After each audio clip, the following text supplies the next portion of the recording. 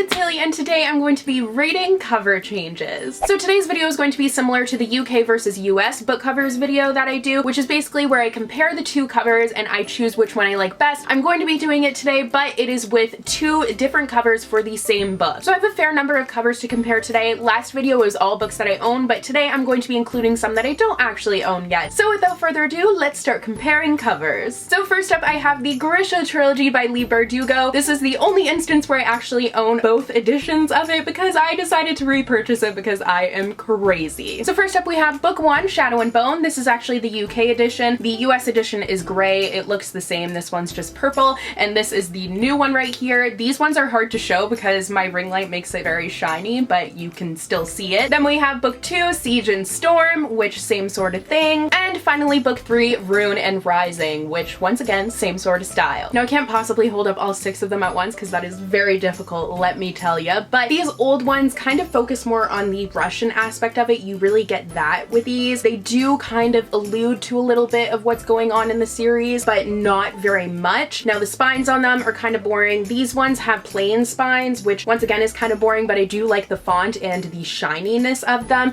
And these have really fun, they're the cool paperbacks where they have these gorgeous illustrations on the inside that match. These are out of order, but you get the point. I'm struggling a lot. But I love the fact that these all have the animal that corresponds with that book on it. I think that is so cool, and it does really fit the series better. So I'm gonna have to say these ones, although I like both of them a lot, I think they're both beautiful. I really enjoy the new ones. Next up is Carry On by Rainbow Rowell. This is the old one, and then this is the new one. The new one's much more colorful. It's a little bit more fun, more fantasy oriented. This one, I like it, but I feel like it's kind of boring. It just doesn't really capture my attention like the new one does. I think this one gets more of the male-male romance across, which is really cool, and I like that. Now I haven't read this yet, so I don't know how it actually fits the content of the story, but I have to say that while I like both of them, I do prefer the new one. It's purple, so like it kind of is just pulling at me with that. I really love purples and pinks and just that whole color combination and the artistic style of the new cover, how it looks like a drawing. I love when book covers are drawn. I think they're beautiful. So I very much like the new one, and I'm gonna go with the new one. Next up is Rebel of the Sands by Alwyn Hamilton. This is the old cover and this is the new cover. This one hands down goes to the old cover. I just prefer the color scheme. This one is much more my style. I think that the new one is dark and it's really focusing on that word rebel that becomes kind of the center of it. I like the fact that this one has gold and all the teal and turquoise. I think it works really well together, and I feel like it fits the story a little bit better than the new one. I do like the fact that we do have this badass looking female character on the new one, but I just think that this one is so much prettier. This one is just more aesthetically pleasing to me. I'm very girly in that sense, but I like this one a lot. Next up is More Happy Than Not by Adam Silvera. This is the old cover and this is the new cover. The new cover I feel like is something that I've seen before. It's just kind of like rainbow paint splatters, and I don't really see how that has to do with the story. I do in a way, but then I also don't. I just prefer this one with the smiley face and everything, and I just think this is really focusing on that title. I feel like that becomes the big thing, and you notice the smiley face after, which I think is kind of cool. So I prefer this one. Next is Salt to the Sea by Rita Sepetys. This is the old cover and this is the new cover. It actually just came out this past week, and I don't know how I feel about it. I like both of them for different reasons. I think they convey the same message in a different way, which is interesting, and I think both of them fit the story. I actually don't know. I feel like they both get across that isolation and kind of the starkness of the situation, because you have a life preserver here that's just in the middle of a terribly turbulent ocean. Actually, I think this one kind of gets across the message of this particular book a little bit better upon further inspection. I like the fact that there's multiple life preservers in the background and you just have one as the focus, and the new one I do enjoy, but I just think that this one shows a little bit more of the poignancy of the story. I think they're both startling and powerful images, but I don't know, there's just something about this one that really resonates with me in terms of the story, and having read it, I feel like this one just kind of makes me sad all over again. Next up is The Dark Days Club by Alison Goodman. This is the old cover and this is the new cover. The new cover kind of takes more of a classic YA turn,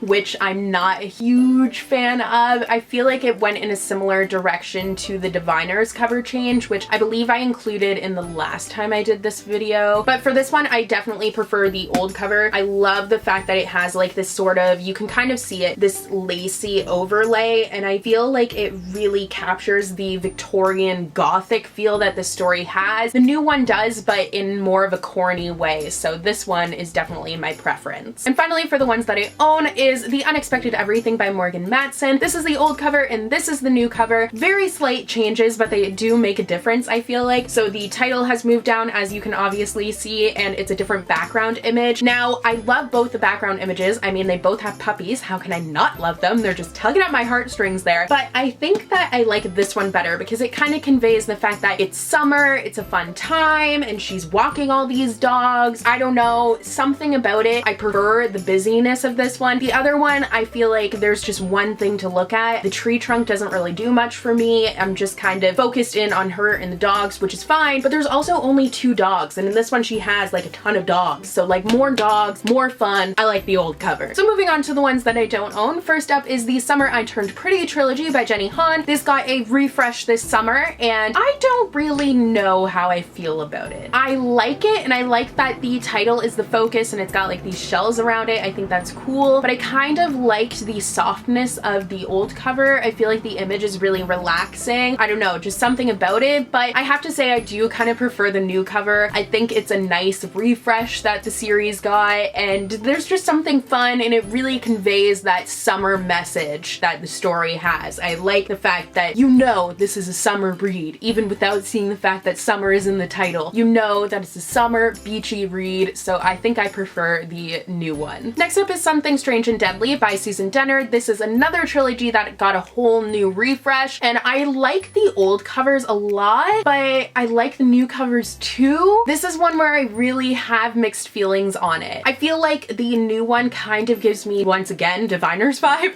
It's kind of like the Dark Days Club. It reminds me a little bit of that one, but I feel like, I don't really know for this one. If you keep on noticing that like I'm looking slightly to the left with my left, your right likely, but I can't tell because directions are hard. It's because I'm looking on my computer screen to look at the covers, but I haven't read this one, so I feel like I can't really say, but just basically going off of aesthetic, oh, this is really difficult. I think the new one, oh, I don't know, but I'm gonna go with the new one. Next up is Noughts and Crosses by Malorie Blackman. This is another trilogy that got a new refresh. There's so many series that got new covers recently, and this is the old cover and the new cover. I prefer the new cover for this one. This is a series that I haven't actually read yet, once again, and it's one that kind of interests me, but not at the moment because I feel like it would just flare up my anxieties, but I like the colors of the new one. I feel like they're more exciting, and I'm just a sucker for rainbow and colorful, so I like the new one. Next up is The Museum of Heartbreak by Meg Letter. This is the old cover and this is the new cover. The new cover I feel like is a little bit more juvenile, not as exciting. This is definitely another one where I prefer the old cover. I just feel like it's cool how it looks like kind of a curio cabinet. I really like that look, so I like the old cover. Next up is The Museum of Intangible Things by Wendy Wonder. This is one that I actually had on my TBR and then kind of forgot about it, and then yesterday I was at work and I saw the new cover, and I love the new cover for this one. I think it's so fun. I love the font, and it kind of has this minimalist style, so I kind of wanted to pick it up, and I haven't yet, but if you've read that book, let me know, but I definitely prefer the new cover. Next is Legacy of Kings by Eleanor Herman. This is another one that I haven't read yet, but this is the old cover and the new cover. The old cover I feel like is a little bit more